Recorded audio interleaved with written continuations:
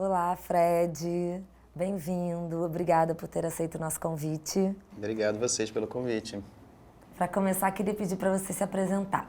Olá, me chamo Fred Coelho, sou professor de literatura da PUC-Rio e sou formado em História pela FRJ. Obrigada, Fred. Então, para começar, como as artes em geral podem contribuir para pensar a história? Acho que é impossível a gente pensar a história sem pensar na arte, que é uma das manifestações, né, da humanidade, manifestações que envolvem questões relacionadas, obviamente, ao campo estético, mas acho que há muito tempo que as pessoas já se convenceram, né, de que não há estética sem política, assim como não há política sem estética. Então, as artes visuais, apesar de não serem produzidas, né, necessariamente para dar conta das questões políticas da sociedade, elas emergem das questões políticas da sociedade, sejam questões de classe, de gênero, de raça, sejam questões voltadas para conteúdos ligados ao Estado, a governos, ou seja mesmo, né, artes que abrem mão, digamos assim, de terem uma relação direta com a dita realidade social, mas que de alguma forma elas também produzem sentidos e produzem pensamentos ligados ao que se pensa na política de uma sociedade. A gente pode pensar alguma ideia de documento incidindo sobre obras artísticas? Fundamentalmente, as obras artísticas, do ponto de vista da história, são documentos, né? Documentos seja de um tempo, seja de um grupo social, sejam de ideias que estão circulando durante um período naquela sociedade, mas essa é a grande relação da arte com a história, né? A história se interessa pela arte justamente porque ela se transforma em documentos, ou aquilo que alguns historiadores chamam como lugares de memória, né? A arte sempre está registrando, de alguma forma, um tempo, mesmo que ela fale de tempos que ainda não vieram, mesmo que ela fale de tempos que já passaram, né? A arte ela trabalha necessariamente com a questão do período histórico que ela está inserida, né? Então, não é que, novamente, não é que o artista tenha que responder às questões históricas do seu tempo, mas como qualquer pessoa ligada, né, ao campo da existência, aquilo que a gente produz, pensa, fala, ela está de alguma forma ancorada, né, num debate sobre o seu período. Alguns artistas são vistos como além do seu tempo, também uma forma de documentar aquilo que o tempo não dá conta, né, um tempo histórico, digamos assim. A arte necessariamente ela precisa ser de alguma forma anacrônica também, né? Ou seja, ela tem que se descolar do seu tempo para poder ser entendida por historiadores futuros, digamos assim, né, como aquele período funcionava. Agora também sempre há um perigo, uma tentação que a historiografia em geral acaba cometendo, às vezes, obviamente, né, de que a arte ela necessariamente documenta algo do seu tempo histórico, né? E o artista nem sempre ele vai criar algo pensando nisso, né? O artista cria a partir de uma série de impulsos, situações, pensamentos da trajetória criativa dele, do seu tempo. Mas isso não quer dizer que ele está necessariamente dando conta daquilo que a história, quando vai buscar arte como documento, tenta confirmar argumentos a partir da arte. Isso é perigoso, né? Eu acho, pelo menos, né? Você olhar para a arte de um tempo dizendo que aqui é a prova de que aquilo aconteceu ou não, porque, como a gente sabe, artistas em qualquer área eles criam a partir de outras demandas, sejam internas, sejam externas, seja do seu campo, seja diálogo com seus pares, seja um diálogo com a própria história da arte, digamos assim, né, já que o assunto é esse. Muitas vezes um artista de um período X, ele está produzindo obras pensando num diálogo com coisas que aconteceram 2 séculos, 100 anos, 40 anos atrás, ou projetando coisas também que ainda, do ponto de vista da história, né, do documento, ela necessariamente não dá conta, né? Então a arte, para pensá-la enquanto documento histórico, isso é um problema para alguns historiadores, ela é anacrônica, né? Ela se joga para outro tempo, ou fala com outros tempos. Se a gente pensar na arte abstrata, se a gente pensar nas artes geométricas, por exemplo, o que elas dizem de um tempo histórico, né? Enquanto elas não são um documento figurativo de uma imagem de uma época. Óbvio que elas dizem alguma coisa. Elas podem dizer o esgotamento, né, de uma imagem histórica, elas podem mostrar a transformação de uma perspectiva sobre o que é a própria ideia de arte na sociedade. Então sempre tem alguma coisa. Agora, né, a arte ela ficou durante muito tempo também refém de uma ideia clássica de que necessariamente ela é subjugada a uma narrativa, né? Então, assim, você olhava para uma pintura, para uma tela em geral, esperando que ela te narrasse algum evento. Por isso que ela se transformava num documento histórico. Quando a arte vira pura ideia imagética, pictórica, quando ela vira um pensamento, né, sobre a forma e não sobre o tema, por exemplo, a arte já fica mais complexa de ser pensada como um documento. Mas, novamente, sempre é um documento porque é algo produzido durante um tempo, um espaço específico. Mas a arte também, durante o final do século XIX, início do século XX, a grande revolução dela foi escapar justamente da necessidade dela estar submetida a uma narrativa prévia sobre aquilo que você está vendo numa imagem. Então, se a gente pensa numa pintura abstrata, se a gente pensa numa pintura, né, sei lá, como do Jackson Pollock nos Estados Unidos, se a gente pensa nos meta-esquemas do Elliott Sica, se a gente pensa nas invenções da Elijah Clark no Brasil, o que isso está dizendo sobre o tempo? Que narrativa você pode colocar numa pintura como essa? Já fica mais complexo. Aí cabe ao historiador entender como que aquilo documenta justamente, né, uma transformação, uma forma de você pensar a arte no seu tempo fora das tradições históricas que sempre foram pensadas. Então, ela é um documento, sem dúvida nenhuma, um dos principais documentos, aliás, para você pensar uma época, né? Porque também tem essa questão, o historiador sempre, pela tradição, trabalhava com a ideia de documentação, de documento, enquanto algo vindo do campo da linguagem escrita, né, ou da linguagem imagética em geral, né, mas aquilo que estivesse mais próximo de, como diz o nome mesmo, né, de documentar. Então, é muito melhor um documentário no cinema do que um filme de ficção. Agora, a gente sabe também que um filme de ficção traz uma série, né, de marcações que você pode entender um tempo histórico a partir, né, da análise disso. Mas as artes visuais, quanto mais elas foram se transformando ao longo da história num campo autônomo que se autorrefere o tempo inteiro, é um pouco mais complicado para o historiador ver aquilo como um documento, novamente, que traz uma narrativa de um tempo, coisa que no século XIV, XV, XVI, XVII, principalmente a gente está falando aqui, né, dos princípios ligados à arte do Ocidente, né? É óbvio que isso ali era muito evidente. Você tinha ali imagens de tempo, você tinha registro de pessoas, você tinha autorretratos de famílias burguesas, né? Você tinha, ou de pintores, você tinha todo um campo ali, digamos assim, de uma sociedade de transformação, pensando, sei lá, na sociedade francesa, ou até mesmo na própria sociedade imperial brasileira, por exemplo. É não só a arte que foi se transformando ao longo dos séculos, culminando nessa arte aí do século XX, né, que você fala, mas também a própria ideia de documento se transformou, né,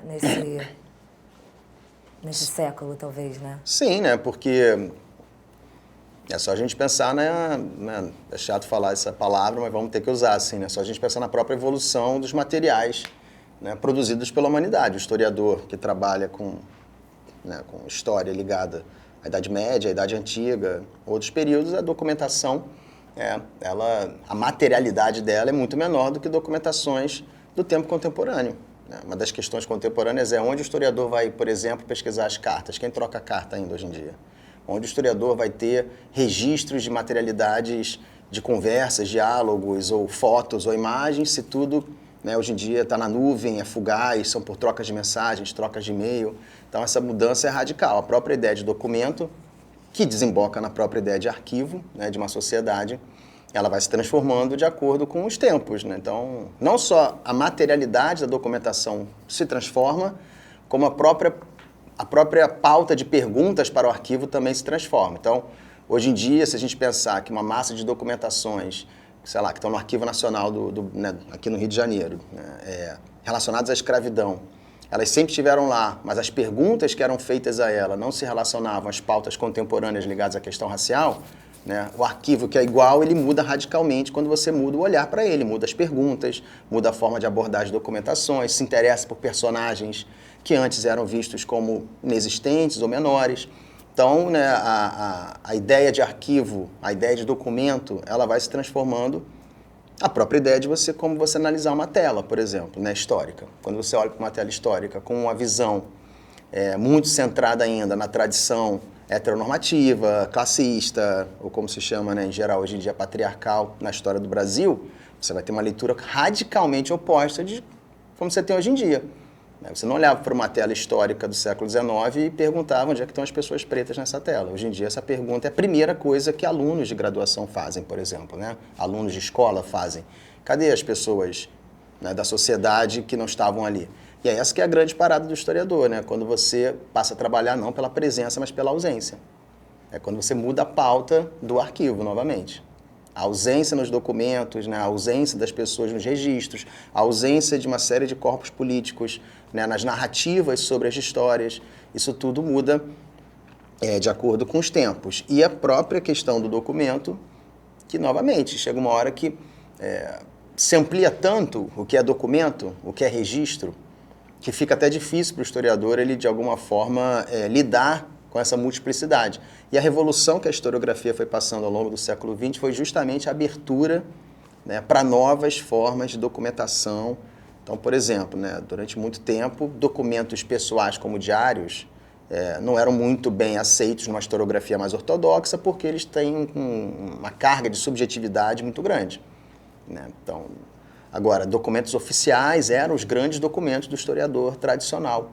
Hoje em dia, a gente sabe que nem a documentação oficial a gente pode achar que ela traz uma ideia de verdade. Que, né, no fundo, é isso que a gente está falando, o documento enquanto prova do fato histórico de um tempo. O que a historiografia foi entendendo e trabalhando ao longo do tempo é que, né, todo documento de poder, de alguma forma, ele é enviesado por uma narrativa do poder. Você tem aquela famosa frase do Walter Benjamin, né? Todo documento de cultura é um documento de barbárie. Todo documento de poder é um documento de opressão, podemos dizer assim, um documento interessado, de alguma forma, na projeção de uma ideia hegemônica de poder numa sociedade. O que a gente vê hoje em dia é justamente novas gerações, sejam de historiadores, de pesquisadores, de vários campos, buscando novas documentações para propor contrapoderes, né? Para propor contra-argumentações em relação a essa perspectiva hegemônica que o documento histórico ligado ao Estado, geralmente, ou aos grupos de poder, geralmente confirmam. E aí essa multiplicidade de documentações que a gente está vendo hoje, seja do campo do audiovisual, do campo da música ou do campo sonoro em geral, né, que também muita coisa não é só música, né, ligada ao campo do som, no campo das artes visuais, né, e também no campo, novamente, né, de algo que antigamente era muito tranquilo, assim, vamos às cartas, vamos aos escritos. Onde é que estão as cartas? Onde é que estão os escritos contemporâneos? Você vai ficar pesquisando todo o Twitter? O historiador, talvez hoje em dia, ele tenha que ficar frequentando certos perfis de rede social, ele tenha que entender como é que são esses discursos. Agora, quem é que registra isso? Quem é que guarda isso? Quando alguém morre hoje em dia, você vai pedir a senha do e-mail da pessoa para poder pesquisar, né, as correspondências. Enfim, estou aqui só especulando de como mudou, né, radicalmente, como a própria história talvez seja uma disciplina que hoje em dia ela tenha certos limites, né, possíveis. Isso é problema para os historiadores do futuro, como eles vão falar do nosso tempo hoje, como é que a gente se registra hoje em dia. Ao mesmo tempo que tem um excesso imenso de imagens, de fotos, né, a gente sabe que nem sempre aquilo que aparece na rede social é aquilo que a pessoa realmente está sentindo, pensando, vivendo, tem toda uma nova dinâmica, né? Então, sim, os documentos mudaram, as pessoas mudaram, a própria ideia de história tem que mudar, né, e tudo isso está em transformação. Bom, vamos entrar um pouco agora na Semana de Arte Moderna de 22. Ela é concebida e realizada, motivada no meio das comemorações do centenário da independência do Brasil. De que forma os modernistas paulistas viam o 7 de setembro? A ideia, né, dos modernistas paulistas, novamente, né, assim, eram pessoas de origens diferentes, de perfis diferentes, era um grupo, né, de jovens que, de alguma forma, se relacionava por diferentes caminhos com grupos de poder, né, da elite paulistana, né, ligado à questão da cafeicultura, né, ligado a um tipo de capital que, contraditoriamente, né, financia a Semana de Arte Moderna, mas é ligado ainda a uma tradição patriarcal, agrária, né, de grandes propriedades rurais no Brasil. Mas é óbvio que eles sabiam, né, que os jovens, né, que estavam promovendo a ideia de Semana de Arte Moderna, eles sabiam que o centenário da independência era uma data apropriada para o lançamento em São Paulo, né, de um tipo de manifestação que trouxesse um diálogo com as ditas vanguardas modernas, né, que estavam ocorrendo principalmente na Europa, nesse momento. Então, a independência do Brasil vira uma espécie de um enunciado para a independência da arte moderna no Brasil também. Primeiro que eu acho uma jogada de marketing maravilhosa, que eles sabiam, né, que sempre que fosse comemorado qualquer coisa de independência, teria que comemorar junto, né, o da Semana de Arte Moderna. Isso já foi brilhante. Segundo, que tinha ali, né, nos grupos, digamos assim, de financiadores da semana, ou de participantes dessa elite, né, das discussões ao redor da Semana de Arte Moderna, um historiador muito importante e muito rico e colecionador de arte, que era o Paulo Prado, que era um cara que não só comprava obras de arte dentro do ateliê do Picasso ou do Modigliani, né? Era um cara que frequentava esses ateliês em Paris, como também era um cara que comprava e repatriava documentos do Brasil colonial de Portugal. Ele tinha lá o que se chamava de Brasilianas, né?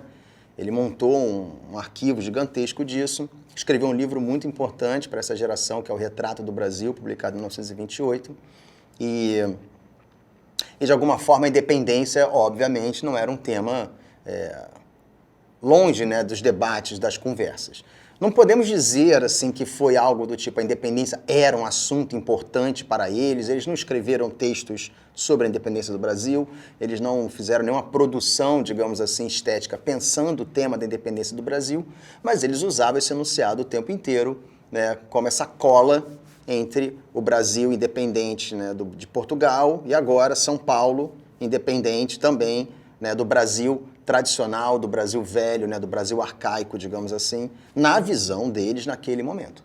Óbvio que, novamente, né, esse é Brasil, como diria o Rogério de Ganzella, tudo é complexo, né, são muitas camadas. A gente tem um cara como Oswaldo de Andrade, que era um cara vindo de famílias ricas, de cafeicultura, de proprietários de imóveis em São Paulo, mas talvez tenha sido o cara mais radical nesse tipo de proposição de uso da independência como esse enunciado de ruptura, vamos chamar assim. Né? Já outros caras como Mário de Andrade, para ficar nos dois mais conhecidos, né? Era um cara de classe média, né? Professor de piano, de uma família que não tinha posses, não tinha propriedade, não tinha nada. Um cara, hoje em dia, né? Afirmado e visto como um homem negro, né? Como um homem, pelo menos, né? Bissexual.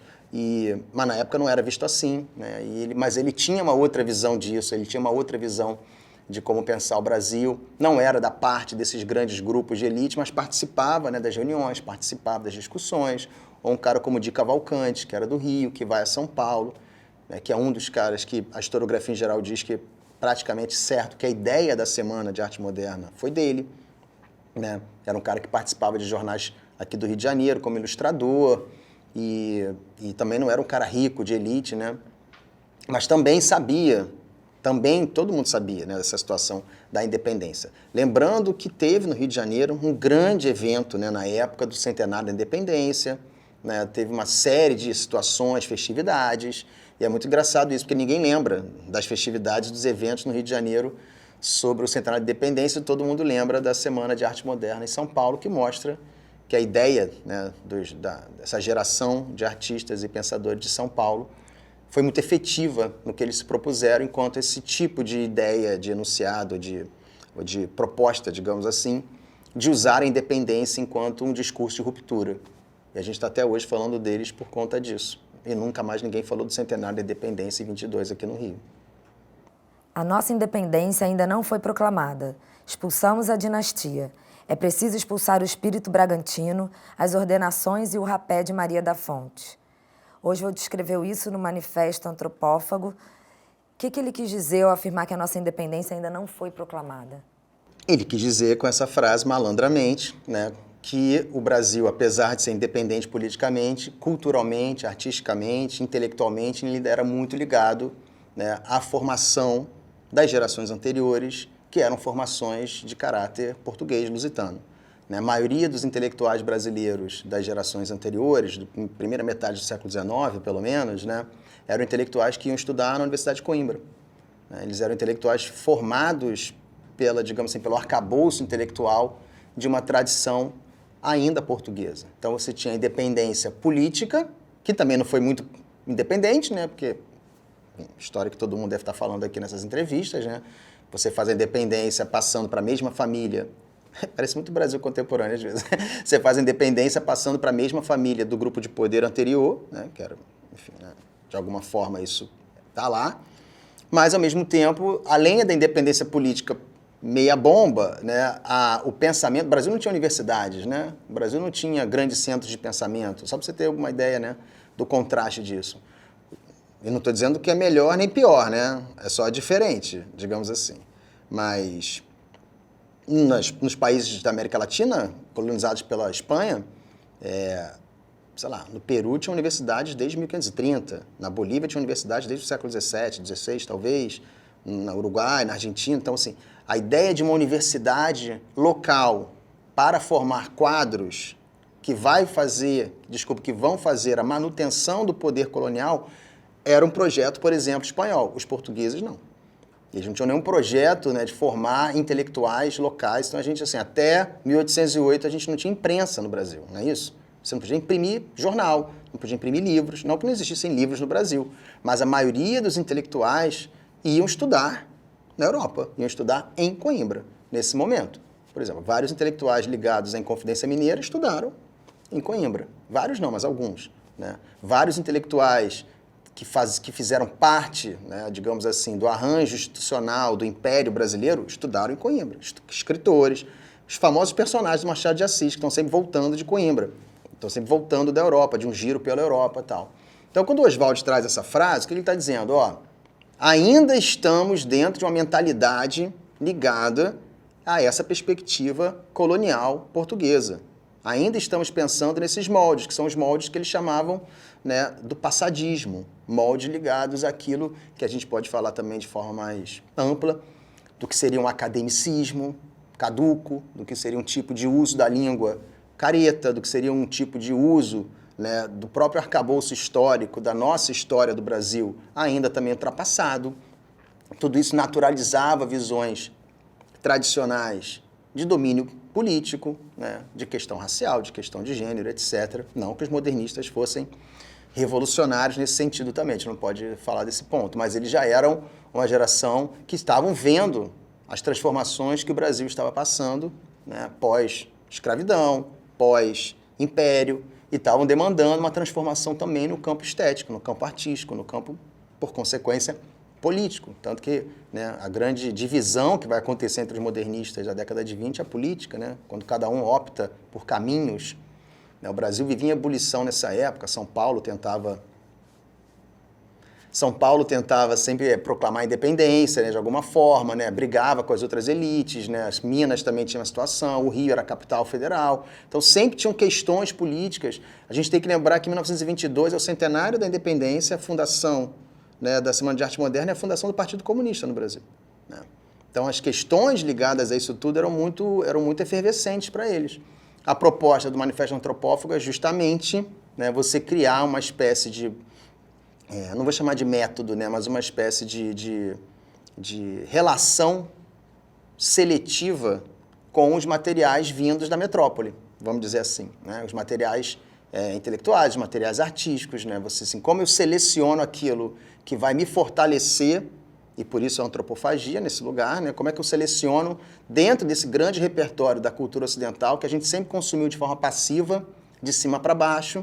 Como é que eu começo a selecionar aquilo que vai me fazer mais forte, sem abrir mão da minha singularidade de brasileiro, de uma arte feita nos trópicos, de uma arte feita num espaço que sempre foi visto pela tradição como um espaço menor, como um espaço em que seria mero consumidor, né, do que a metrópole produz e fornecedor, né, digamos assim, de matéria-prima. Por isso que também o primeiro movimento que o Oswald faz para pensar isso é o Manifesto da Poesia Pau-Brasil, ou a ideia de poesia pau-brasil, uma poesia para exportação, né? A gente exporta, sei lá, né, soja, boi, carne, que seja, vamos exportar poesia também.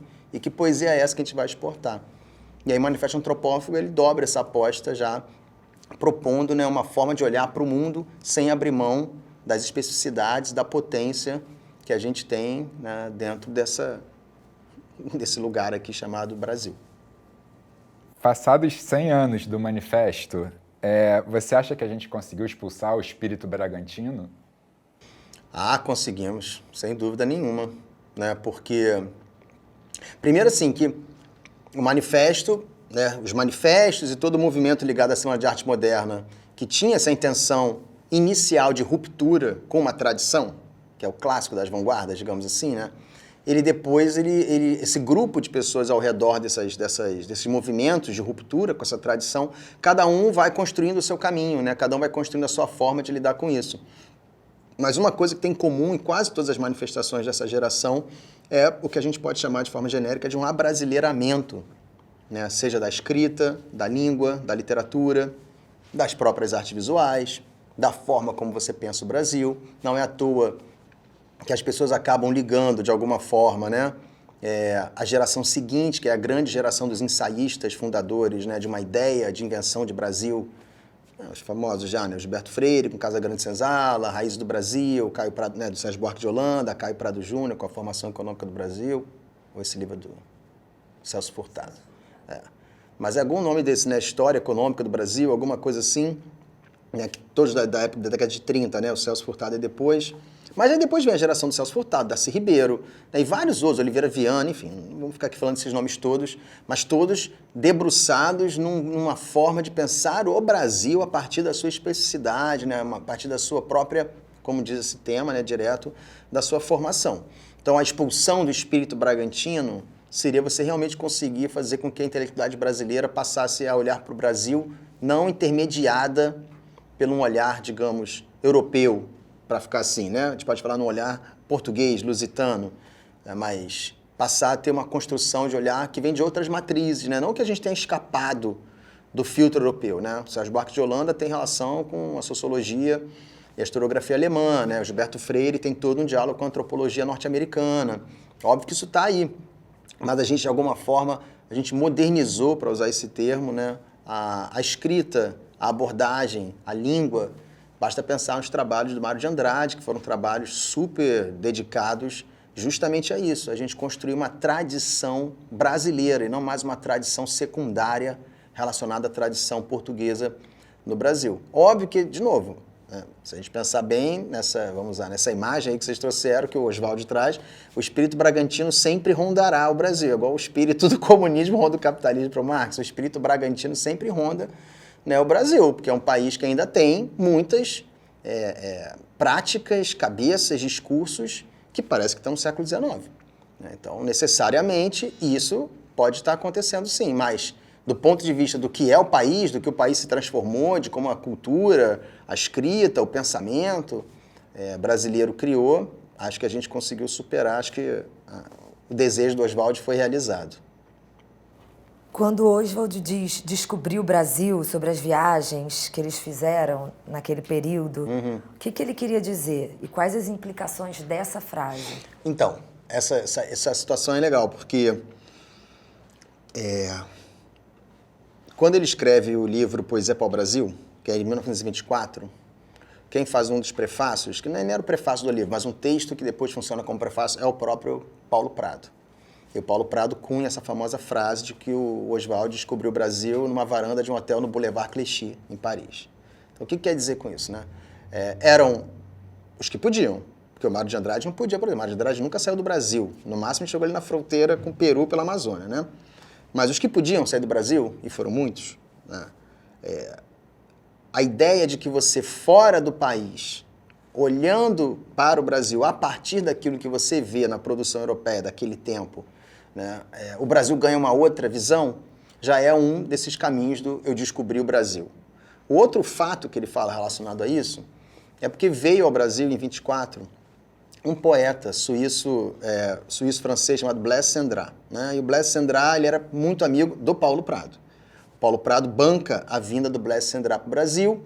Primeiro ele chega de navio, óbvio, né? No porto aqui no Rio de Janeiro, é recebido por uma comitiva que a galera chama de modernista carioca, mas assim, meio saco de gato de gente que pode ser pensado de várias formas, mas que tinha o Sérgio Buarque de Holanda, por exemplo, e que tinha outros nomes daquela geração, Prudente Moraes Neto, etc. e tal, e depois ele parte, né, para São Paulo via Santos, onde ele é recebido, aí sim, pela comitiva modernista de São Paulo, e aí eles fazem duas viagens que ficaram muito famosas. Né? E o Oswald estava nessas viagens, a Tarsila estava nessas viagens, a Olívia Guedes Penteado estava nessas viagens, né? Um grupo de pessoas tanto ligadas como artistas quanto como pessoas da sociedade, da alta sociedade paulista, os mecenas desse grupo. Né? Primeiro eles veem o Carnaval do Rio de Janeiro, em 24, e isso é manifestado em diversas telas, né, da Tarsila do Amaral, uma tela chamada Carnaval, uma tela chamada Madureira, né? E outras, Favela, etc. E é engraçado porque o Mário de Andrade não vem nessa viagem para o Carnaval de 24, porque ele já tinha vindo em 23, e ele se perde loucamente no Carnaval de 23, ele tem um dos poemas mais bonitos da língua portuguesa, eu acho, como se eu conhecesse todos os poemas da língua portuguesa. Mas do que eu conheço, né, chamado Carnaval, que ele conta essa história, ele veio para o Rio para visitar o Manuel Bandeira, que estava... Manuel Bandeira vivia sempre doente, né, estava numa casa de repouso, alguma coisa assim, em Petrópolis. ele não consegue chegar em Petrópolis. Ele sai na rua, já cai no carnaval carioca, ele é engolido e não chega, não consegue nem chegar lá em Petrópolis. Então o Mário não vem em 23, mas vem a galera com o Blaise Cendrars, e depois aí sim é a viagem mais famosa, eles vão para as cidades históricas de Minas, né? Ouro Preto, Mariana, Diamantina, etc e tal. Aí o Mário está junto. Existe já o grupo de Minas, né, que já tinha o Drummond, Pedro Nava, né, e outros caras ligados a Bigar Renault, etc. E eles ali, né, uma espécie de movimento de nacionalização, digamos assim, daquilo que estava acontecendo em São Paulo, lastreado pela presença de um poeta mega de vanguarda, francês, digamos assim, né, europeu, que era amigo de todo mundo lá, então ele era meio que uma interface direta com aqueles grupos dos artistas que os brasileiros admiravam. E nessas viagens que eles fazem pelo interior de Minas, é onde tem essa chamada descoberta do Brasil. Que Brasil é esse? O Brasil do paulista, digamos assim, naquele momento, do Oswald especificamente, é um Brasil moderno, industrial, urbano, voltado para uma perspectiva de modernidade europeia ligado a esses valores.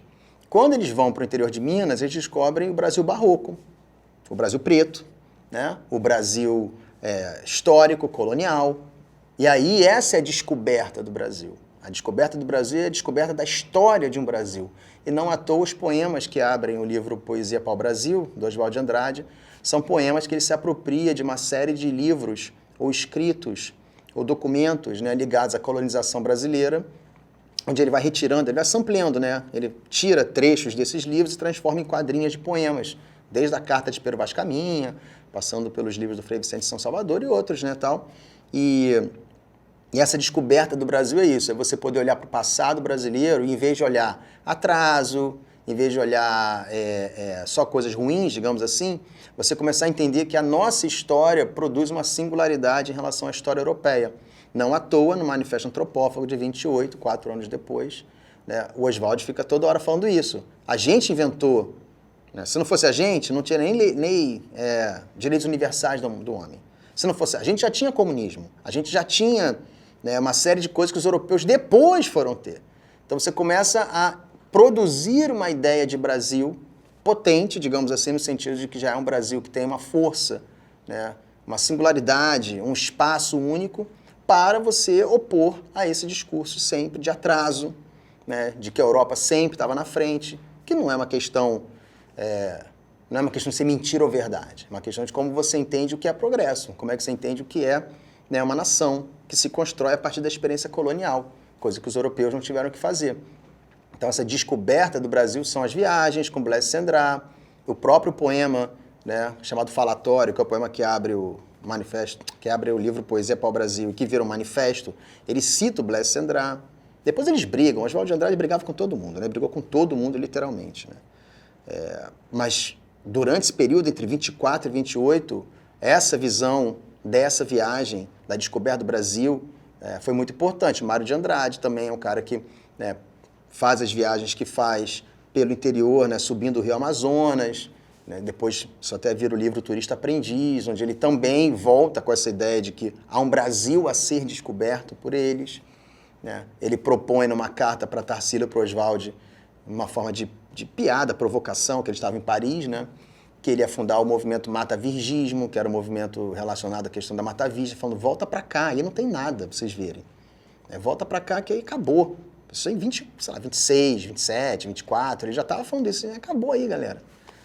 É a parada quando a gente não tem grana para ir para a Europa, né? Gente, a Europa acabou, volta.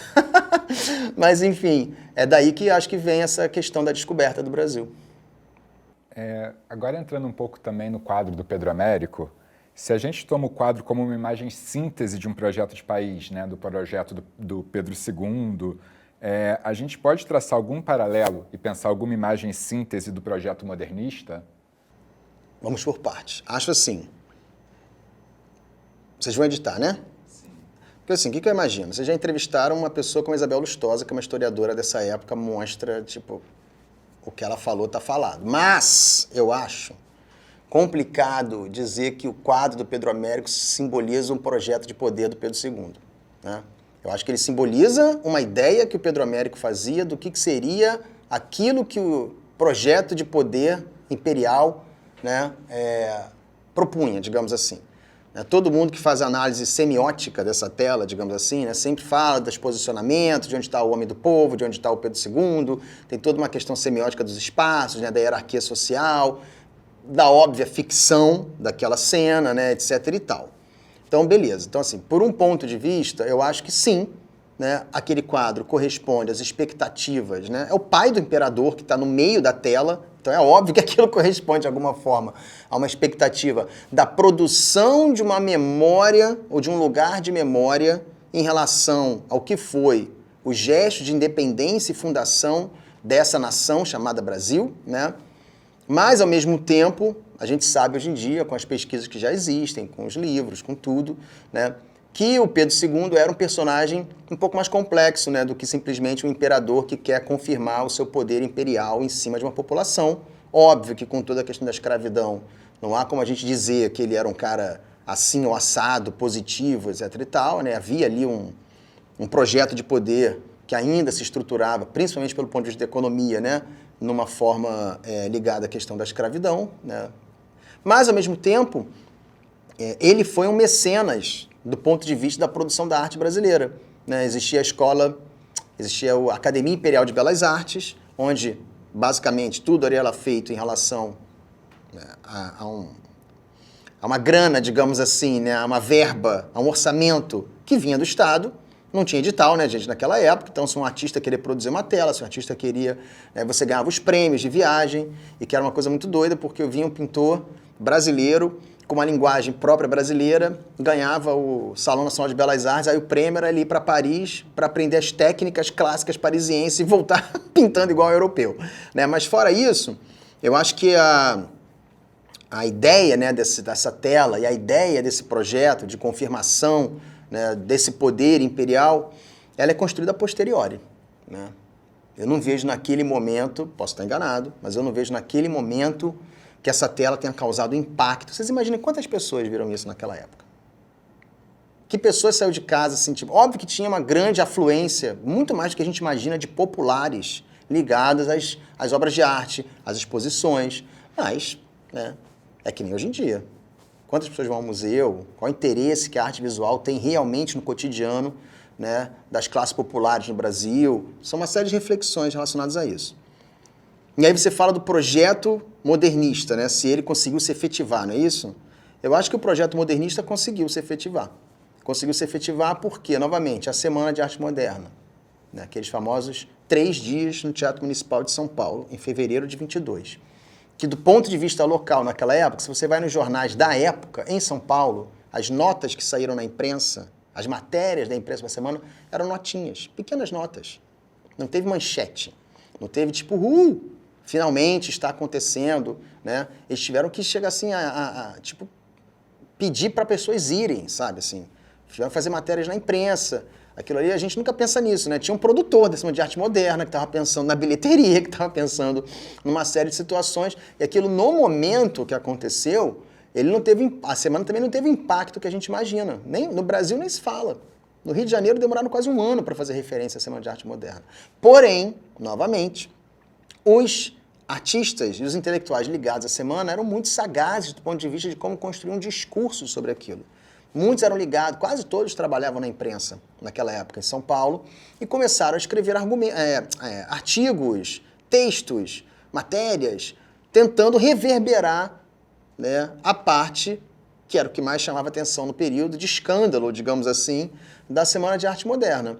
O fato é que, a partir dessa festividade, digamos assim, desse festival, que era a Semana de Arte Moderna, em 22, né?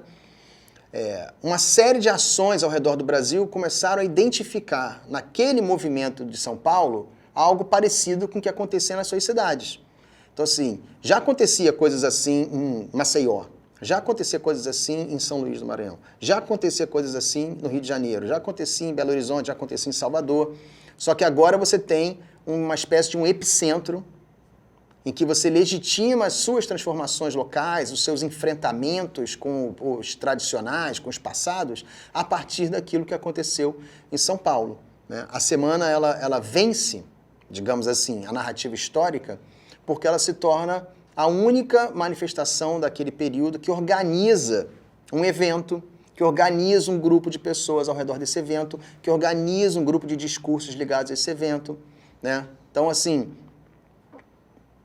a partir de 24, 25, 27, a semana vai aparecendo como um assunto. Por quê?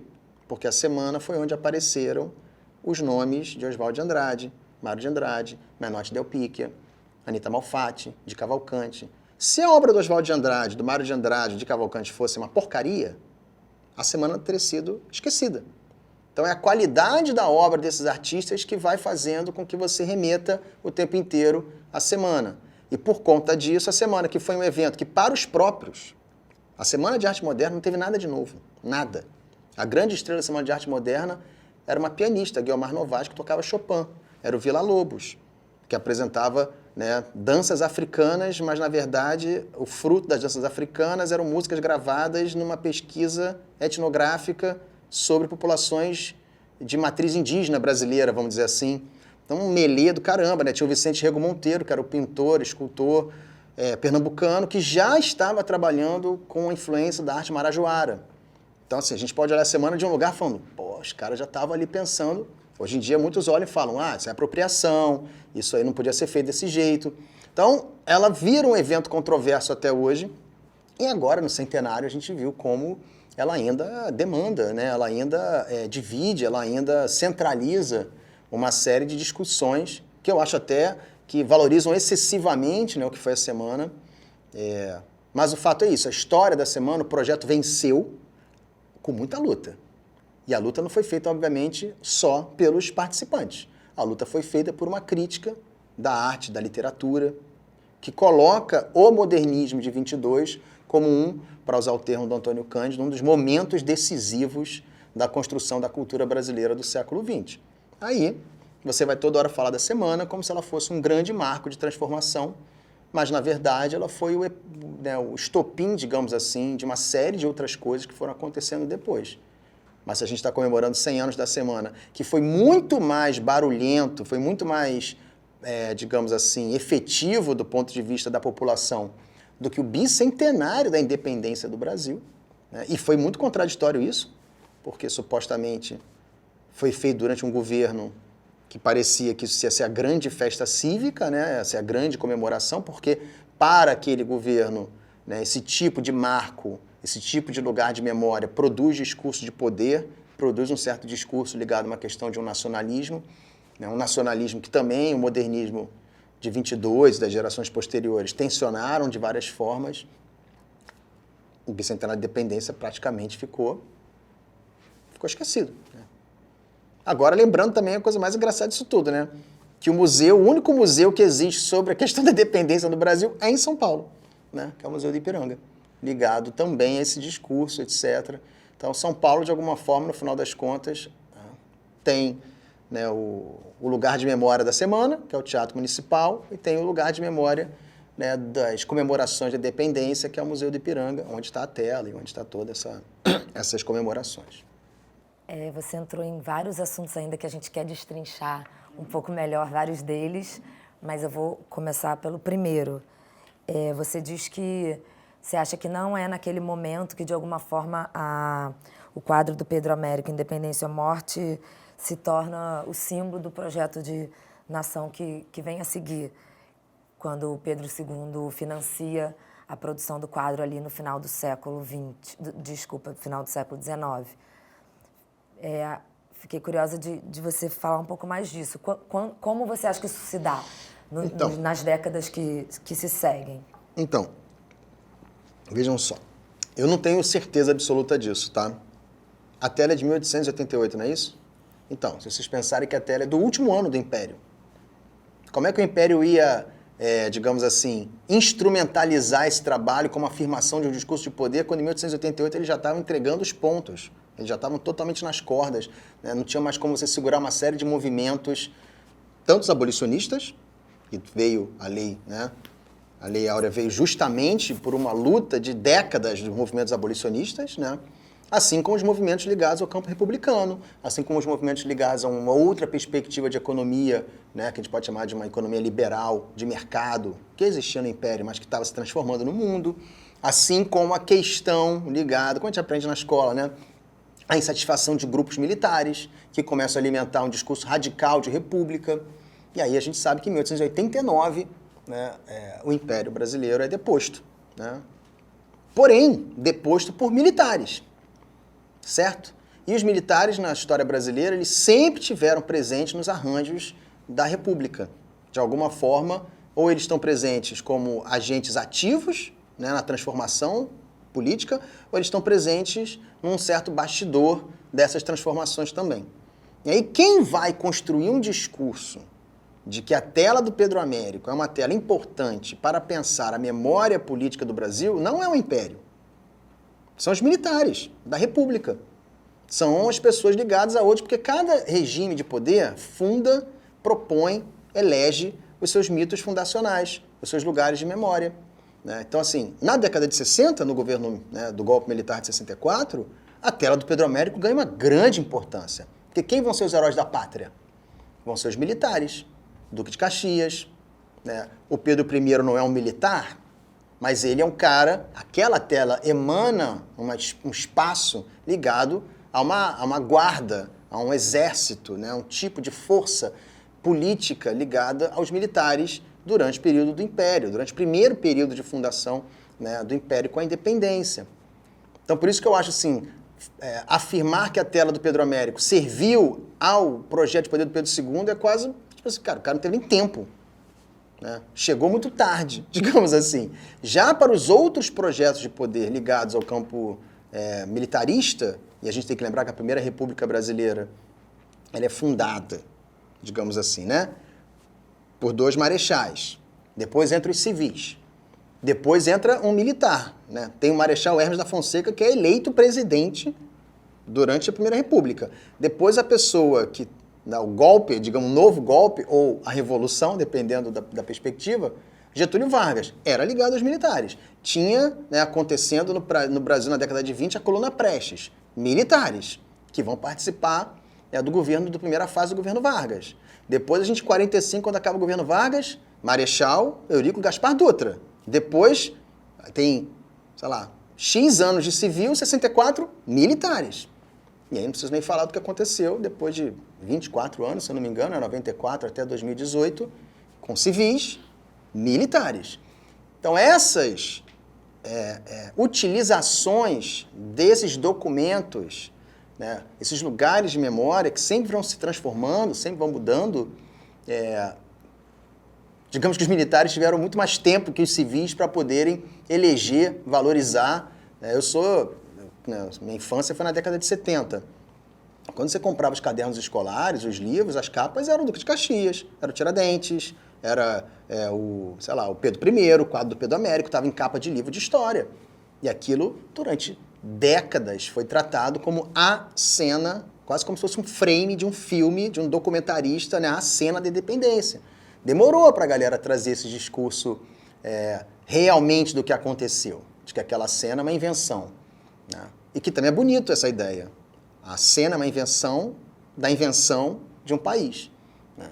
Mas eu acho isso, eu acho que a tela ela funcionou muito mais para os governos republicanos posteriores do que propriamente, né, para uma possibilidade. Digamos que o Pedro Américo teve um problema de timing, né, do trabalho dele, assim, né, ele não sabia, enfim, ou sabia, estou fazendo uma piada, mas certamente,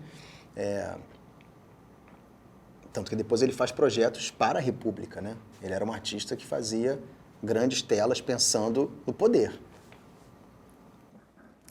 Na tela do Pedro Américo, o camponês com carro de boi é a única representação popular presente no quadro. E ele só assiste a cena, sem nenhuma agência. Né? Fazendo novamente um paralelo com a semana de 22, onde é que está o povo nessa cena da semana de 22? Onde é que estão os negros? Onde é que estão as mulheres? Bom, novamente, vamos lá. Como eu posso falar isso? A semana de 22 foi feita por um grupo de pessoas que não estava pensando nisso. Não é? Assim, como é que você vai pensar que um grupo de intelectuais e de artistas, de pessoas ligadas ao campo de uma cultura elitizada no sentido, né, de quem consome aqueles bens culturais, não é isso? como é que você vai pensar que eles estão contemplando temáticas ligadas naquele momento, daquele evento da semana, né, ao povo, vamos chamar assim, né? Quem é que frequenta o teatro municipal? Não são os populares. Você não vai fazer um evento no teatro municipal esperando a massa funkeira daquela época frequentar, né? Você está fazendo para um público que consome um tipo de cultura que era como a recepção daquele tipo de cultura funcionava naquela época. Ao mesmo tempo, né, existem situações em algumas obras apresentadas na semana que, como eu falei há pouco, dependendo de como você queira olhar, você tanto pode pensar que já havia uma abertura para outras perspectivas e matrizes culturais e sujeitos políticos. Então, assim, o papel das mulheres na Semana de Arte Moderna é grande, né? A Semana de Arte Moderna, ela tem a Anita Malfatti, ela tem a Guiomar Novaes, ela tem a mulher do Villa-Lobos, que infelizmente agora me escapa o nome, que foi quem executou as peças do Villa-Lobos, ela tem bailarinas que participam.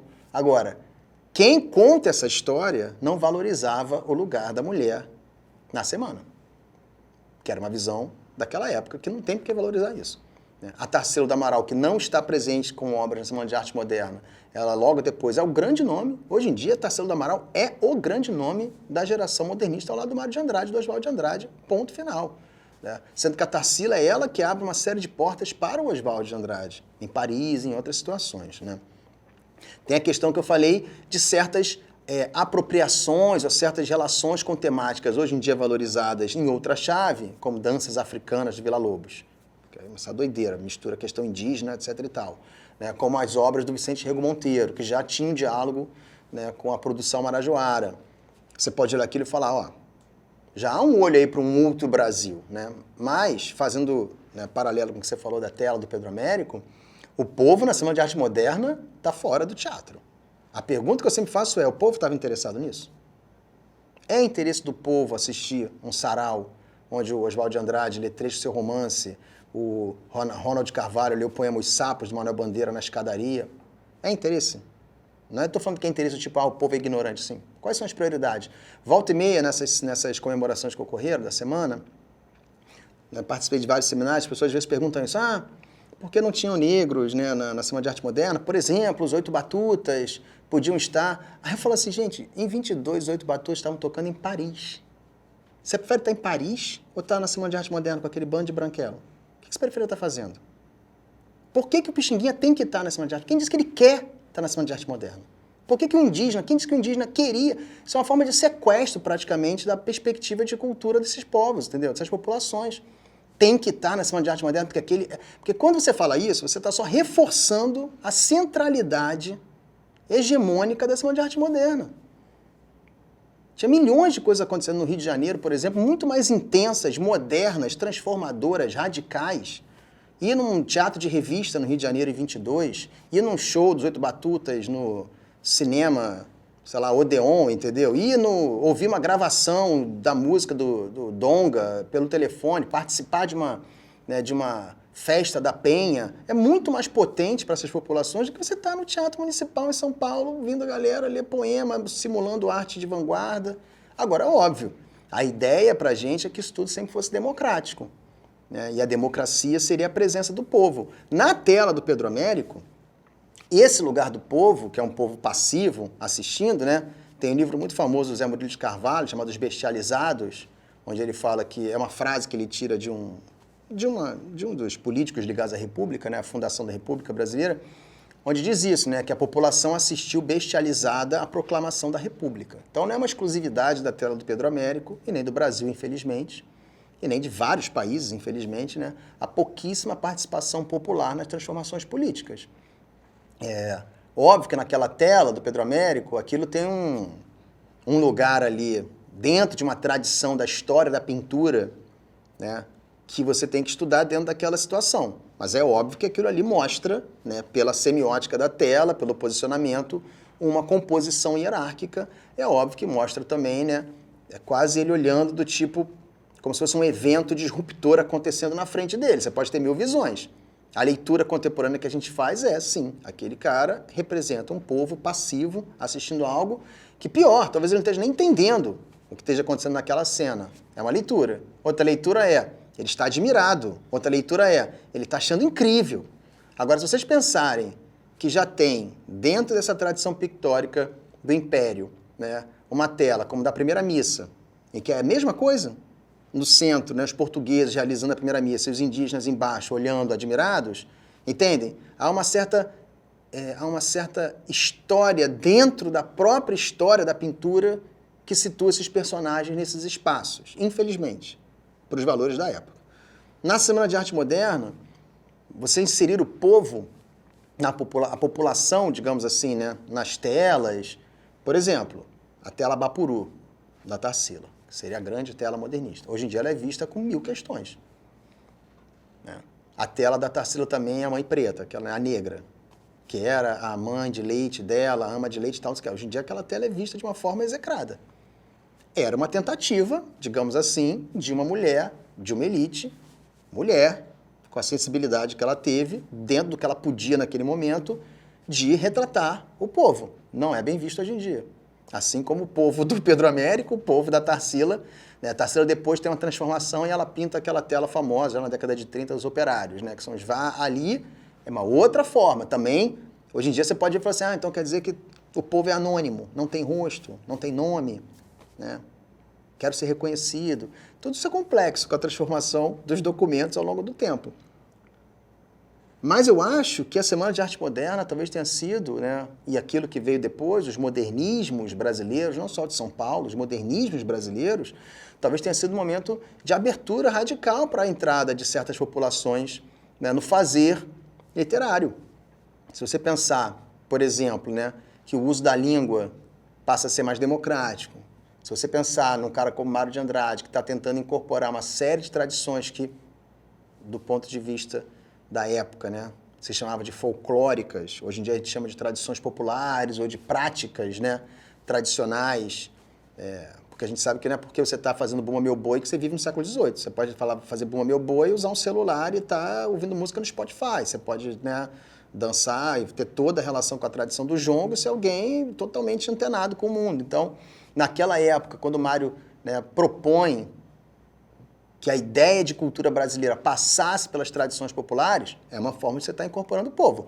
Porém, num país desigual como o Brasil, qualquer gesto que venha do campo intelectual em direção ao povo já é visto como um gesto, de alguma forma, em que você está ou tutelando, ou capturando, ou paternalizando. Né? É difícil isso, mas que, sem dúvida, a intelectualidade do modernismo, nem todos, né, pensaram a dimensão popular. E aí a dimensão popular, novamente, ela muda muito. Né? As telas, a Anita Malfatti, por exemplo, não pintou. Não é esse o mundo dela. O de Cavalcante pintou. O de Cavalcante pintou, mas de um jeito que hoje em dia também já não é mais muito bem visto, porque apostou numa matriz que está sendo, com todas as situações, com méritos, ou como cada um pensa, né, questionada, que foi uma matriz que emerge da discussão modernista, que é a matriz da mestiçagem. Ele pintava mulatas. Quem quer falar hoje em dia? Como é que era o nome do de Cavalcante ao longo do tempo? O pintor das mulatas. Hoje em dia, se você fala isso, a primeira coisa que faz é um X em cima dele. Ele pintava prostitutas, ele pintava mulheres na rua, ele pintava mulher. Então, assim, as coisas foram mudando novamente. As perguntas do tempo mudam o arquivo. Né?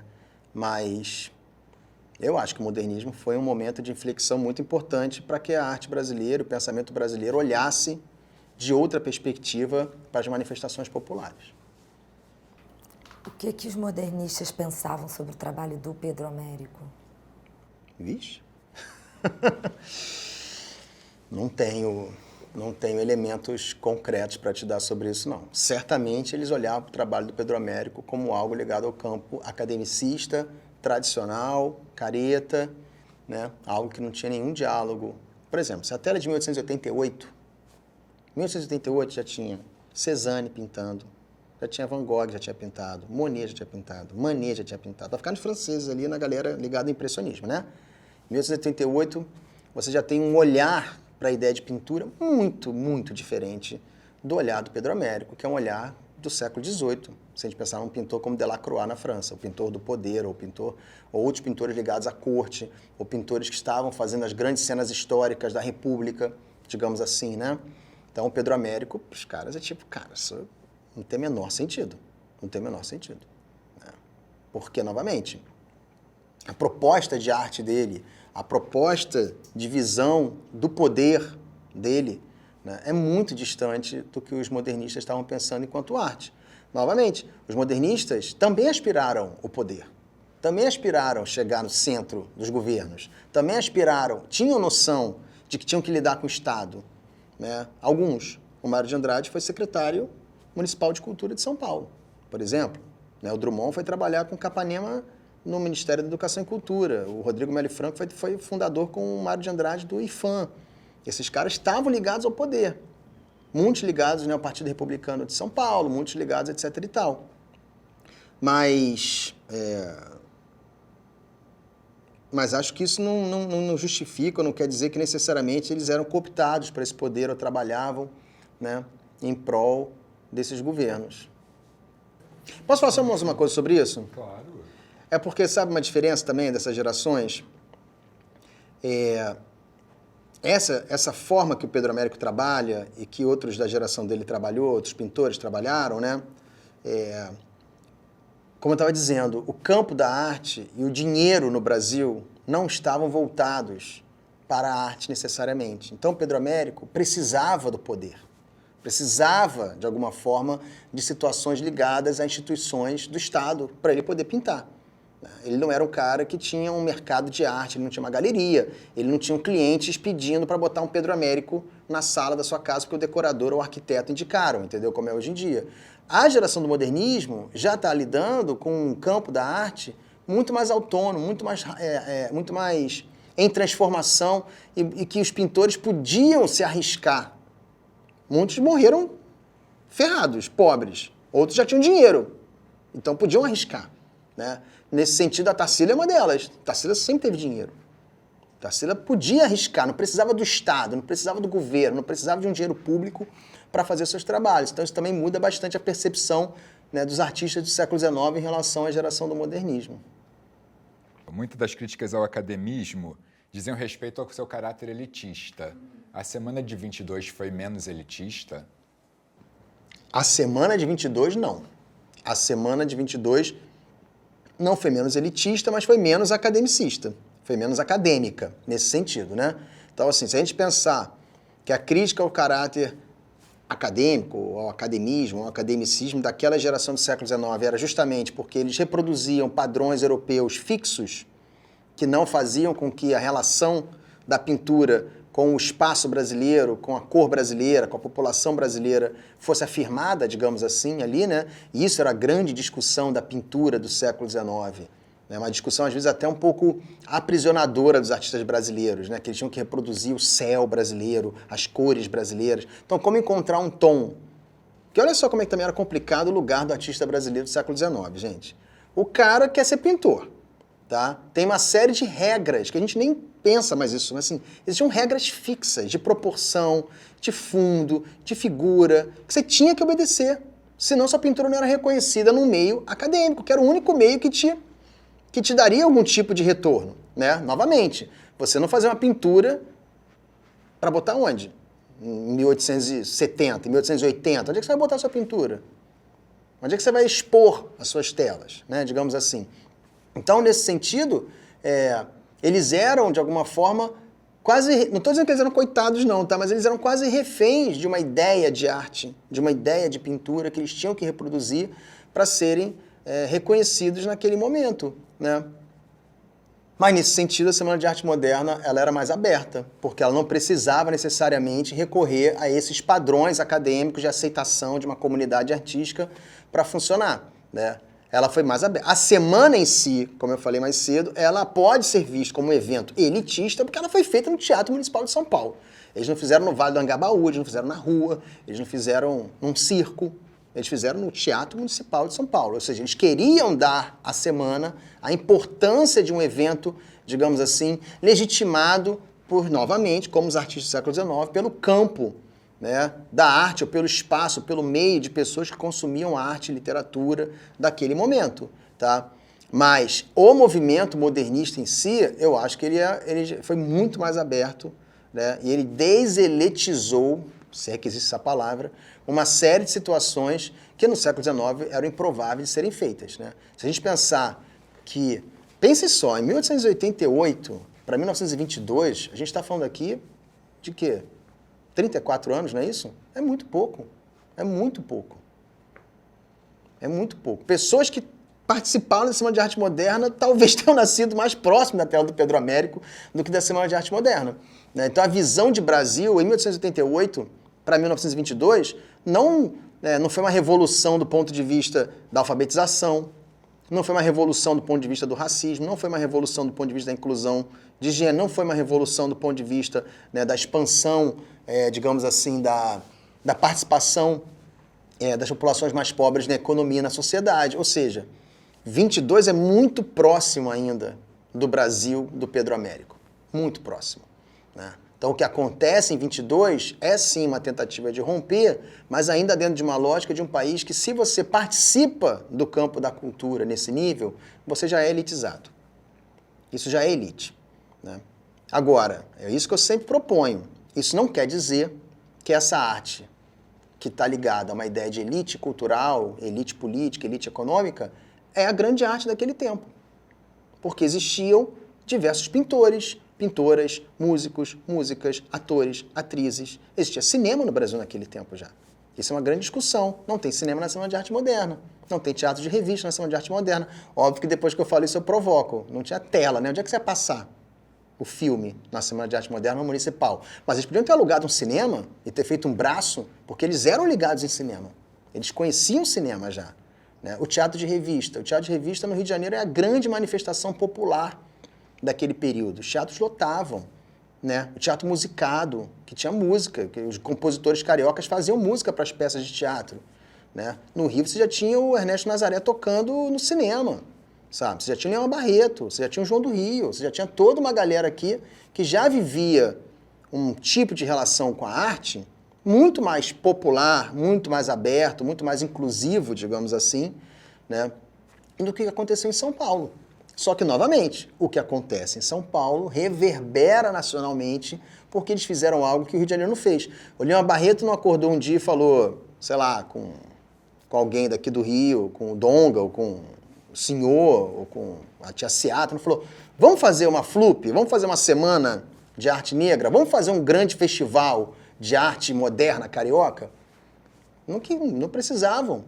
As sociabilidades do Rio de Janeiro eram muito diferentes da sociabilidade de São Paulo. As pessoas tinham o centro da cidade, tinham festas, tinham teatro, tinham relações. Né? Era uma cidade muito mais preta que São Paulo. Era uma cidade muito mais popular que São Paulo, onde, né, o contingente de libertos e ex-escravizados migraram para o Rio, vindo de diferentes regiões. Então, assim, por exemplo, se você pega um livro, só para dar um exemplo de como o Brasil era complexo nessa época, né? Se você pega, eu falo que tudo é complexo, assim, como o Brasil era um país múltiplo, diverso, difícil de entender pela tábula rasa da superfície da história, né? Você pega um livro como Diário de Bitita, da Carolina de Jesus, né?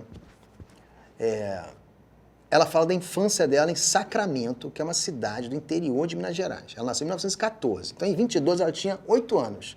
Ela estuda na escola entre 21 e 22, são os 2 anos que ela tem de alfabetização, estudo e tal. Quando ela fala desse lugar de Sacramento, por exemplo, para ela lá e para a geração da galera dela lá, Rui Barbosa, que hoje em dia é visto como alguém praticamente execrável do ponto de vista do final ali do Império, da escravidão, era o grande herói nacional. Era grande figura.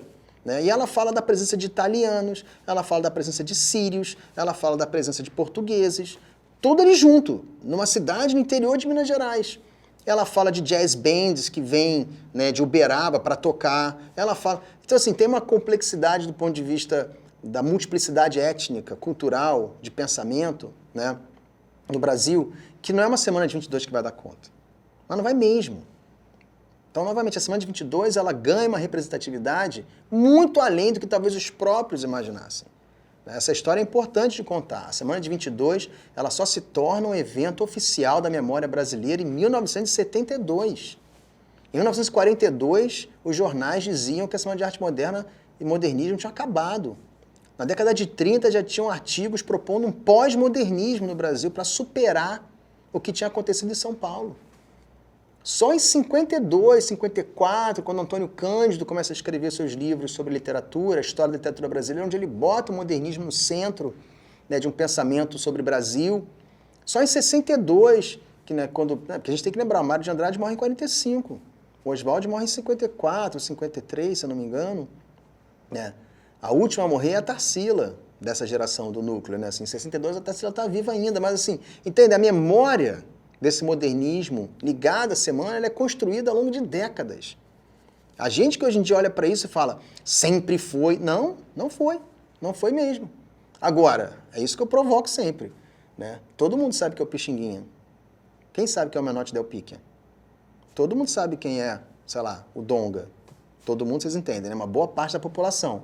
Quem é o, sei lá, o René Tiolier, que foi o produtor da semana?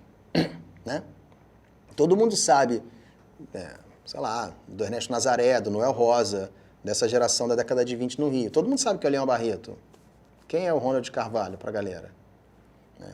Quem é o, sei lá, entendeu? Os nomes ligados ao modernismo paulista. Quem conhece o Vicente Rego Monteiro? Entende? Então, assim, são excessivas valorizações da semana que a gente também acaba comprando esse discurso. E aí eu acho isso complicado, dizendo que a semana tinha que dar conta de tudo, quando ela não se propôs a dar conta de tudo. Quando ela não estava nem aí para dar conta de tudo. Quando tudo nem existia, aliás, né, para essa geração.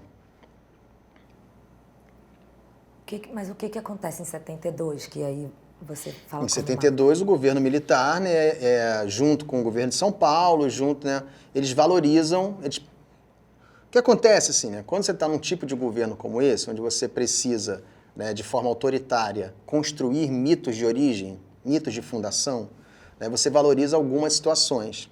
Uma das situações valorizadas, além do centenário da independência, dos 150 anos da independência, 72, que não é uma data redonda, né, digamos assim, a semana é tratada como um grande momento, né, digamos assim, desse Brasil moderno, desse Brasil pujante que a ditadura muitas vezes propunha. Né, um Brasil que está dando um salto tecnológico, qualitativo de vida e que precisa de símbolos nacionais. Então existe uma grande publicação feita pelo MEC, junto com o governo de São Paulo, né, Brasil Modernista, documentação, onde eles juntam todos os documentos dessa época. Existe uma exposição, se eu não me engano, pela primeira vez, não tenho certeza, mas uma das primeiras vezes, onde eles reproduzem a exposição montada no Teatro Municipal em 22, que vai para Paris, vai para a França. Existe toda uma movimentação do Ministério das Relações Exteriores, né, da USP, do IEB, do Instituto de Estudos Brasileiros, que o IEB é um lugar fundamental para essa história, porque é onde vai o arquivo do Mário de Andrade, o arquivo modernista vai para o IEB, né, em São Paulo, e eles começam a produzir uma série de documentações, publicações, onde eles vão amarrando, digamos assim, ou reforçando, né, esse papel dos modernistas como um papel de transformação, né, e de modernização do Brasil. Entende? Então são uma série de coisas que vão acontecendo juntas, que chegam em 72 a um terreno já mais propício, né? Editoras que estão relançando as obras do Oswald de Andrade, do Mário de Andrade. E aí você começa a ter uma massa de aceitação de que a Semana de Arte Moderna e o modernismo foram eventos fundacionais de uma ideia de cultura moderna no Brasil. Mas assim, é maravilhoso pensar que em 1972, ao mesmo tempo, esse governo militar, ditatorial, celebra e pega como símbolo o Sesc Centenário da Independência e produz, por exemplo, um edital para a produção de filmes sobre a independência, Sim. que é onde surge o filme Independência ou Morte, estrelado pelo Tarcísio Meira, dirigido pelo Coimbra. E, ao mesmo tempo, elege também 50 anos da semana como também um símbolo, a Semana de Arte Moderna. Isso é sensacional, né? Assim, porque assim, né, governos, né? Talvez alguém no MEC tenha tido a sacada que nem chegou lá no alto escalão, mas assim, tudo foi referendado, sem dúvida nenhuma. Mas eu tenho certeza que a energia do governo, né, a gente está aqui falando aqui do final do governo Médici, né? Eu tenho certeza que a energia desse governo foi posta na comemoração dos 150 anos. Mas a ideia de que você podia fazer também com que o cinquentenário da Semana de Arte Moderna fosse um evento, né, marcante, mostrando que a pujança cultural daquela nação, digamos assim, né, certamente isso também funcionou nessa lógica toda aí. Porque, mal ou bem, novamente, né, apesar da gente hoje em dia olhar, entender a história do modernismo a partir de algumas transgressões, né, a estampa desse movimento não é transgressor. né, para o poder, para esse tipo de poder daquela época. Não tem ninguém ali, digamos assim, naquele momento, né, ligado, por exemplo, ao Partido Comunista. Tem depois, né? O que sai dali, por exemplo, também é um movimento como o movimento integralista, né? A escola da ANTA, do nacionalismo, né? Do Plínio Salgado, um movimento super complexo também de pensar. Gente, eu estou com um complexo hoje assim, né? Mas um movimento bem interessante de pensar, né? Porque o movimento integralista passaram pessoas como Zé Celso Martinez Correia, Abdias Nascimento, né? Vinícius de Moraes, no primeiro momento.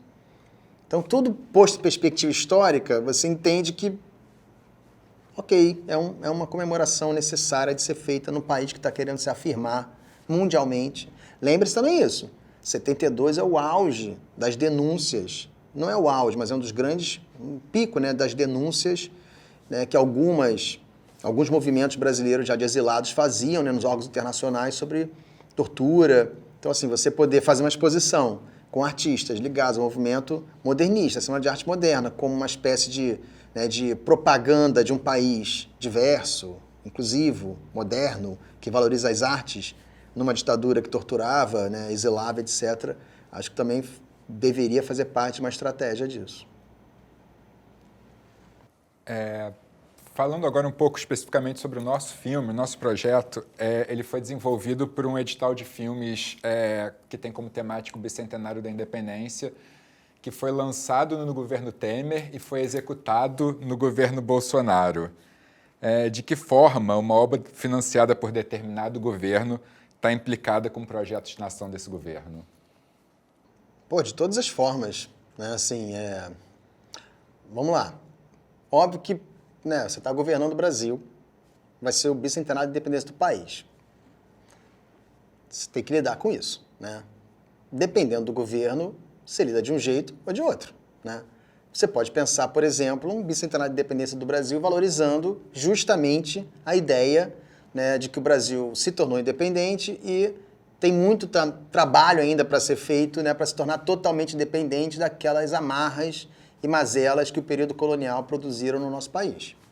Ou você pode ter a visão de que o Brasil se tornou independente, né, por um gesto magnânimo, né, de um governante ligado ao grupo que dominava o país, né, colonialmente falando, né, a família real portuguesa, imperial portuguesa, que seja, né, e valorizar demais o ato vindo de forças do campo, né, militar e do campo, né, ligados às batalhas, e misturar a independência com a batalha, né, do não sei o quê, com as guerras e com a guerra do Paraguai, e fazer toda uma narrativa ligado, né, ao ponto de vista de uma afirmação pela lógica, digamos assim, né, da violência mesmo, para aquela independência funcionar, né? Um tipo de olhar para o passado estático, que é o que provavelmente, né, esses dois governos, que lançou edital, o que lançou edital, coitado, ele meio que passou ali de um jeito, né, onde esse projeto certamente, né, porque a gente também tem que lembrar que, né, políticas de Estado às vezes escapam, né, do controle, digamos assim, de governos, né? Você tem autarquias, órgãos públicos que precisam fazer certas situações, digamos assim, né? Então, tô só falando assim, o governo Temer ter lançado o edital, duvido que o Temer um dia acordou, chamou seus secretários e falou: é prioridade do governo fazermos uma comemoração. Mas certamente pessoas ligadas, né, às áreas do Ministério da Cultura não era porque eles acabaram, né? Então, de secretarias, digamos assim, né? Demandaram, mostraram, e aí isso vem de São Paulo, né? O que vem de São Paulo? Olha, tem lá o Museu do Ipiranga, precisa de uma reforma. Ah, vamos inaugurar a reforma do Museu do Ipiranga, então, no bicentenário de independência, porque, né, sei lá, vem de diferentes lugares essas demandas, né? Já no governo que passou, recentemente, né, ainda bem, já no governo que passou, é óbvio que a valorização disso seria uma valorização perante, né, sei lá, foram quanto? 4, 3, 5 secretários de cultura, né? Desde um simulando, né? Imagina se aquele primeiro... Eu não gosto nem de falar o nome dessas pessoas, imagina que a gente está aqui no registro, né, daquele Roberto Alvim, imagina o que teria sido, né, a pirotecnia performativa que ele teria criado para fazer esse centenário, né, esse bicentenário da independência. O rapaz que estava lá, né, no momento da comemoração, né, o ator da Malhação, né, o Mário Frias, ele obviamente é um cara, com todo respeito, que ele não merece, ele é um cara sem lastro cultural para entender isso tudo, mas ele deve ter pessoas de carreira dentro, né, da estrutura do ministério, que virou secretaria e que agora voltou a ser ministério, que devem ter falado, olha, tem que ser feito alguma coisa e tal. O ponto é que realmente, né, apesar do discurso desses dois governos, né, de Temer, o breve, e do último que passou, né, serem governos, principalmente o último que passou, né, que aparentemente faria desse evento um grande momento de afirmação de toda uma narrativa, de toda uma perspectiva que era deles, né, ligada a uma ideia de nação do século XIX, né, nação, pátria. A ideia de pátria passa muito pela tela do Pedro Américo, pelo imaginário criado pela tela do Pedro Américo, pelo imaginário criado sobre a independência a partir da tela do Pedro Américo, né? A própria frase independência ou morte, que coloca, né, digamos assim, a transformação política de uma nação ligada a uma perspectiva de sobreviver ou não, né? De dar o corpo, dar a vida em prol de uma causa política, que era muito um discurso do último governo, né?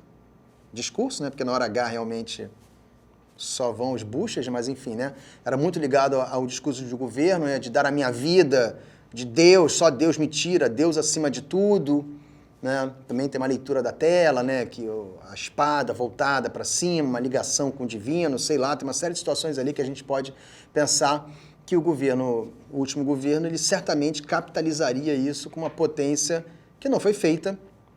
E aí acho que não cabe aqui a gente ficar entrando em questões ligadas à incompetência até mesmo disso, né? De você estar muito mais preocupado em se reeleger ou fazer, né, questões políticas do que pensar ou entender que a cultura, né, e os símbolos tradicionais e os símbolos, né, nacionais ligados ao campo da arte e da cultura, eles são sim importantes em projetos de poder.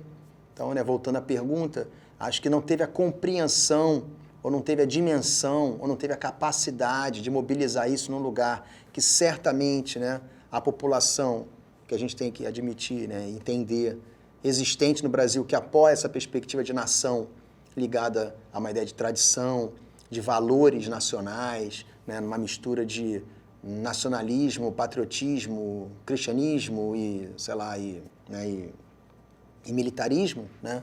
A gente tem que lembrar e entender que eles não foram capazes de mobilizar esses símbolos do ponto de vista de uma aglutinação nacional, porque olha só como é que isso é complicado, né? A gente pode falar assim, vamos valorizar a independência, o seu bicentenário, a tela do Pedro Américo e as outras, né, iconografias ligadas a esse evento, em prol de um projeto de poder. A pergunta é, qual é o projeto? Se você não tem um projeto, se o projeto é simplesmente, quando chega lá, fala, o que eu estou fazendo aqui, agora que eu estou aqui, o que eu vou fazer? Se o projeto é manutenção de um poder sem perspectiva nenhuma de aglutinação nacional, né, uma das coisas fundamentais para uma tela como essa funcionar enquanto simbologia, né, aquilo que o sociólogo, né, o Benedict Anderson chama de comunidade imaginada, o que funda uma nação? Se imaginar enquanto comunidade, né? O projeto de poder que saiu do governo há pouco tempo, ele não propõe uma nação enquanto uma comunidade imaginada. Ele propõe, né, uma nação enquanto um lado que disputa a hegemonia em detrimento do outro. Não estou dizendo, né, que projetos de esquerda, progressistas, necessariamente contemplem todos, porque hoje em dia as coisas, né, voltaram aos anos 60, 40, 50, um certo clima de Guerra Fria, etc. Mas que, sem dúvida, perspectivas mais abertas, progressistas, entendem, né, que a ideia de nação não é uma exclusividade de uma parcela da população. Eu acho que isso, sem dúvida, se isso tivesse ocorrido, bicentenário, né, num lugar de um governo, vamos chamar assim, progressista ou de centro-esquerda, como é o governo atual no Brasil, né, ou de esquerda, enfim, como cada um queira entender, sem dúvida nenhuma teria sido mais valorizado. Não do ponto de vista que o governo anterior pensaria, mas teria sido valorizado enquanto um momento de reflexão sobre a nossa comunidade, né, nacional imaginada. Porque também é outro problema de uma tela como essa hoje em dia, né? Que não é só a questão de que ela é uma cena que afirma um lugar de uma ideia de nação que talvez seja caduca hoje em dia, né? A questão é que também no campo progressista contemporâneo, a própria ideia de uma comunidade nacional imaginada, uma comunidade imaginada enquanto nação, ela rachou. Né? Porque antes da nação vem meu gênero, antes da nação vem minha raça, antes da nação vem a minha situação social, antes da nação. E como é que a gente vai projetar hoje em dia um discurso, uma obra, um documento que realmente contemple todas essas populações, todos esses novos sujeitos políticos dentro de uma ideia projetiva de nação em comum, né? Que a gente pode falar aqui também, como muitas leituras fazem hoje em dia, que essas ideias de nação, de comunidade imaginada, vêm, né, do iluminismo ocidental, europeu, que cria uma ideia de universal, e que esse universal, na verdade, ele sempre foi baseado numa série de estruturas de opressão e de exploração, né, das chamadas minorias, ou enfim, né, das subalternidades, como a gente queira pensar isso. Então, realmente, pensar como você pode ver uma tela como essa, que foi posta, né, no mundo para ser vista enquanto a simbologia de um discurso nacional, de uma nação em prol de uma perspectiva de poder que valoriza o momento, o que cristaliza numa imagem, né, a narrativa de um momento de fundação de um Estado, de fundação de uma nação, né, digamos assim, posta hoje em dia num tempo em que ninguém se sente contemplado em nenhum discurso de nação, só aqueles nacionalistas que acham que a nação é a deles, né, mas não querendo fazer parte desse mundo, ou dessa visão de que há uma nação para um grupo de pessoas ungidas por Deus, né, e pelos militares para comandarem o país, se a gente pensar no sentido coletivo, né, real, você não vai ver mais. Vai ser raro você ver pessoas olhando uma tela como essa e se sentindo parte, mesmo entendendo que aquilo é uma ficção, mesmo entendendo que aquilo é um momento, mesmo entendendo que aquilo tem uma especificidade do seu tempo, né? Como eu estava falando mais cedo, a Bapuru já foi o grande símbolo de uma modernidade brasileira. Hoje em dia é uma tela vista por alguns como problemática. De Cavalcante foi visto já como grande pintor nacional. Hoje em dia, Portinari era o grande pintor também. Quem fala de Portinari? Quem das novas gerações está a fim de pensar, ou ler, ou ver, ou Portinari? Então, assim, realmente é um dilema, né? Talvez, se a gente estivesse num órgão público pensando bicentenário de independência, a gente talvez chegasse um momento numa reunião e falasse assim, quer saber, galera? Não vamos comemorar nada. Não tem o que pensar, né? Nesse sentido, eu acho que a proposta possível para você pensar o bicentenário de independência seria usar esse evento e essas iconografias para uma reflexão sobre justamente, né, aquilo que não se efetivou enquanto um projeto. E, por um lado, ainda bem que aquele projeto original de nação, de cima para baixo, elitizado, né, conformando um certo espaço da população numa visão passiva, digamos assim, ainda bem que ele não se confirmou. Mas, ao mesmo tempo, não se confirmou e também deixou em aberto algo que não tem nada para pôr no lugar, né? O Brasil, hoje em dia, é um país que a ideia de comunidade imaginada é acéfala, né? Você não tem nada que nos reúna mais assim, enquanto nação. Nem a seleção brasileira, nem novela da Globo, não tem mais nada, nada. Então, se você andar pelo Brasil hoje em dia, a gente sabe disso, né? Você vai conversar, óbvio que a língua, tudo bem, né? Mas isso basta? O hino, tem gente que se escuta o hino e quer se jogar pela janela, né? A bandeira, a gente sabe hoje em dia que a bandeira foi apropriada, né, por um tipo de perfil social. Os monumentos, que monumentos? A galera está pichando os monumentos, querendo derrubar os monumentos, né? Os monumentos não representam também mais esse lugar de memória. A tela do Pedro Américo, quem das novas gerações estão interessados em pensar a tela do Pedro Américo enquanto algo que nos reúne, mesmo de forma crítica e problemática, enquanto um espaço de nação? Não tem. Não sei, pensando aqui, nem futebol. Futebol hoje em dia é muito mais europeu do que brasileiro, enfim, então... Eu queria propor agora, então, um exercício especulativo de fabulação dentro dessa lógica de disputas de narrativas. voltando de novo à imagem do Pedro Américo, né, que ela foi apropriada para um projeto de nação, se não do Pedro II a posteriori, mas ela foi uma imagem apropriada para um projeto de nação. Fazendo esse exercício de especulação, qual outra imagem da independência você propõe para esse bicentenário da independência? Outra imagem geral que possa funcionar enquanto imagem da independência, não uma imagem produzida para falar sobre a independência especificamente? Vixe!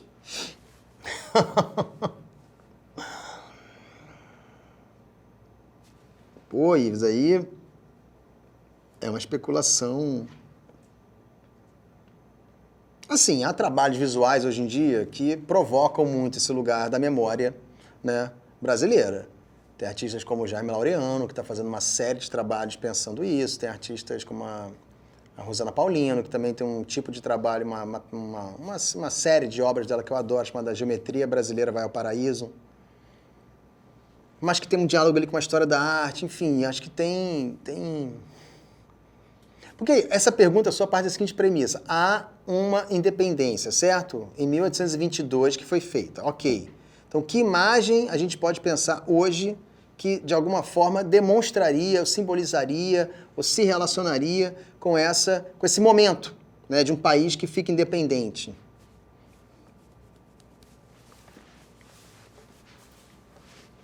Eu não sei. É o tipo da pergunta que quando eu estiver voltando para casa eu falo, putz, tal. Mas assim, de cara, assim... Porque, de novo, assim, né, os últimos 40 anos, vamos dizer, a redemocratização brasileira, né, as imagens produzidas para uma reflexão sobre a memória da história do Brasil são imagens, muitas vezes, de ruptura, né? Imagens de conflito, imagens como se fala hoje em dia, né, de restituição daquilo que a história tirou de uma série de populações brasileiras. Então, acho que essa pergunta sua cai no que eu acabei de falar. Eu não consigo pensar numa imagem que represente a independência se eu também não consigo pensar hoje naquilo que representa um todo, né? Então eu penso em várias imagens de várias independências que foram acontecendo, né? Sei lá, se a gente quiser pensar...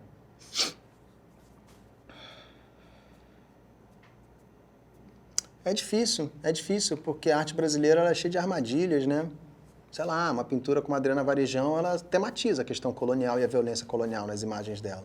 Mas aquilo não propõe uma reflexão sobre uma independência, né? O que seria uma imagem para uma independência? A imagem de um novo Brasil?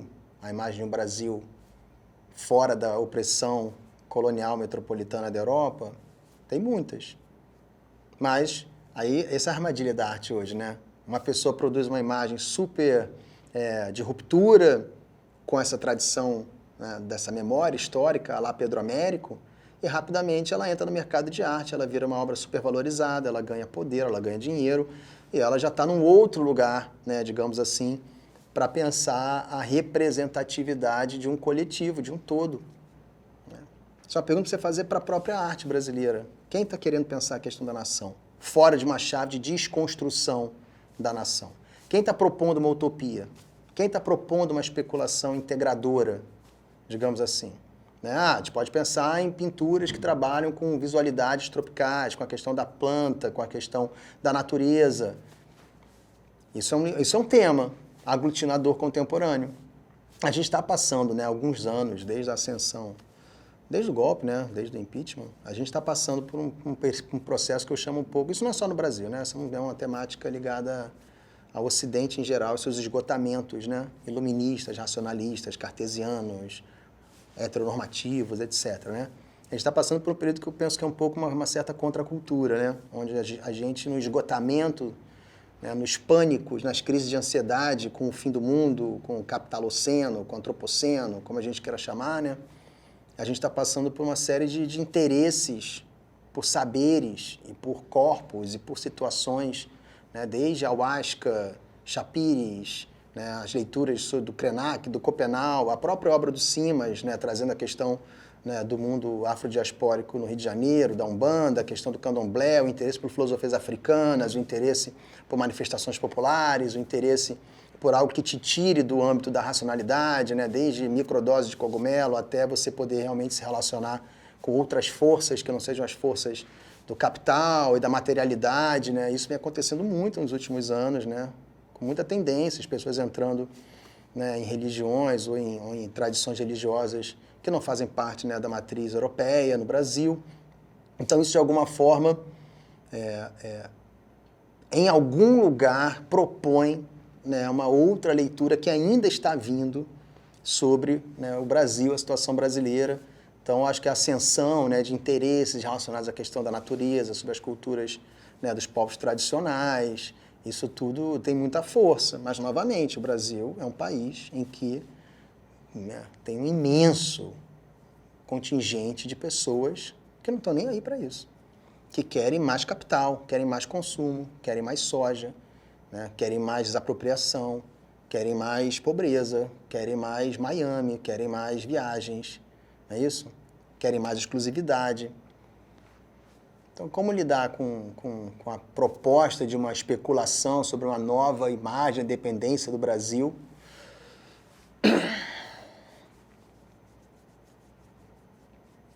Nesse sentido, acho que o Brasil agora se tornou dependente novamente, né, de uma certa necessidade de você propor uma outra independência em relação a algo que vem corroendo o país, né, nos últimos anos, né, um projeto que foi feito, quer dizer, um não projeto, né, uma série de ações que foram feitas para investir apenas na cisânia, né, apenas num pensamento de violência retrógrado, né, um pensamento de castrações, um pensamento de silenciamentos, um pensamento de reafirmações daquilo, né, que ocorria justamente num período em que o Brasil, quando se tornou independente, ainda tinha muito, né, o que mudar. São 66 anos entre a independência e o fim da escravidão no Brasil.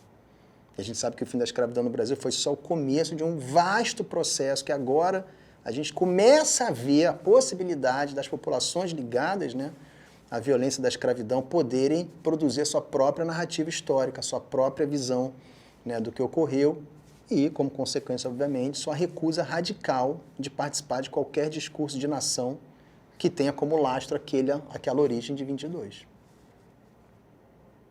Aí, porra, aí tem muita coisa. Sei lá.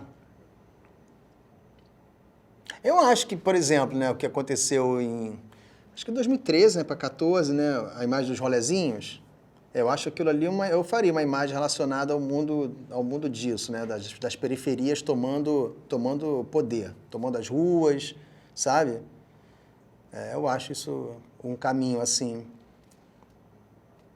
Porque assim, eu sempre acho, sei lá, entendeu, que essa vontade do Brasil contemporâneo de incluir, né, certos grupos, porque assim, essa parada indígena no Brasil é muito complexa, né, muito... Essa parada indígena no Brasil é uma coisa muito, muito difícil de lidar, né, porque quanto mais a gente acha que eles precisam ser incorporados a uma ideia, e ao mesmo tempo eles precisam continuar, né, no lugar tradicional indígena, né, então assim, a gente vê o que aconteceu com um cara como o Jaime Laureano, né, o que aconteceu com o Jader Isbel. É um cara que entra, né, faz uma aposta estratégica de disputar, já que a arte está falando da gente, a gente vai falar para a arte o que é a nossa arte, né? Mas imediatamente ele se torna um sucesso no mercado de arte, né? Uma obra mega valorizada, e aquilo de alguma forma, como ele mesmo dizia, quanto mais a gente disputa o mundo dos brancos para se afirmar enquanto indígena, mais a gente branco fica, né? Que é meio a questão também racial, né? Assim, o negro tem que responder a algo que o negro nunca se propôs, que é a invenção do branco de que ele é negro. Assim, eu não tenho que ficar pensando quem eu sou só penso quem eu sou em perspectiva daquilo que você me inventou, né? Numa negatividade, numa violência de negatividades, de destruição de subjetividades.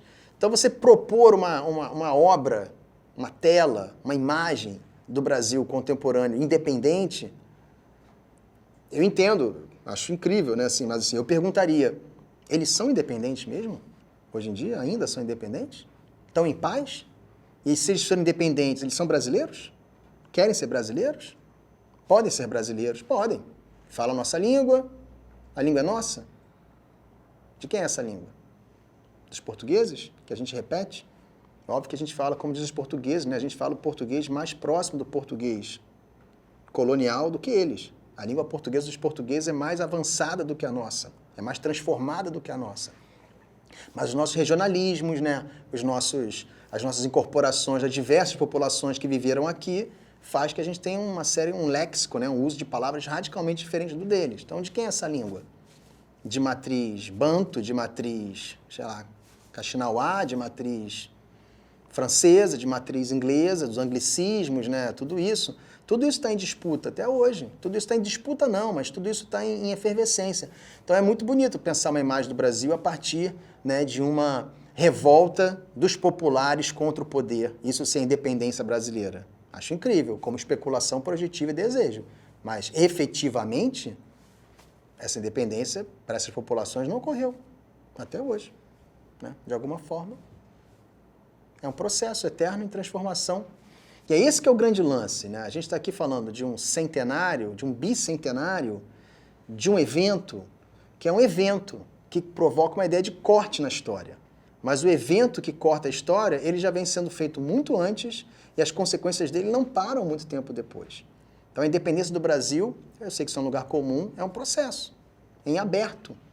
Porque quando nós ficamos independentes de Portugal, a população escravizada continua dependente de tudo. Quando nós ficamos independentes de Portugal, as populações tradicionais brasileiras, populações indígenas, etc., continuam, né, dentro da mesma violência. O que mudou? Da violência colonial para a violência imperial para essas populações? Nada. O que mudou, inclusive, do ponto de vista republicano? Mudou que aí tem leis. A lei é uma abstração. Para você viver dentro da lei, você tem que entender a lei. Para você entender a lei, você tem que estar dentro de um campo educacional, letrado, né? Para entender a abstração da lei. Se um indígena tem que entender a abstração da lei, nem sei se fala indígena hoje, mas se um povo tradicional, né, tem que se entender dentro da abstração da lei, ele já se branquizou. Ele já está dentro da estrutura da população branca, né? A lei proíbe, por exemplo, da década de 10, 20, 30, a lei proibia uma série de manifestações ligadas às populações, né, afrodiaspóricas brasileiras, africanas, populações pretas no Brasil. A lei proibia você ser alguém da sua própria cultura. Que independência é essa? Para quem foi feita a independência? Né? A independência ou morte? Sim, porque muita gente morreu. Né? Estou rindo, mas assim, é uma tragédia. Muita gente morreu para o país ficar independente e muita gente continuou morrendo com o país independente. Então, independência e morte é o lance, né? É a tragédia brasileira.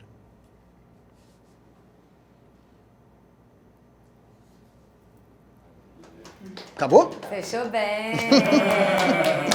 Aê. Obrigado.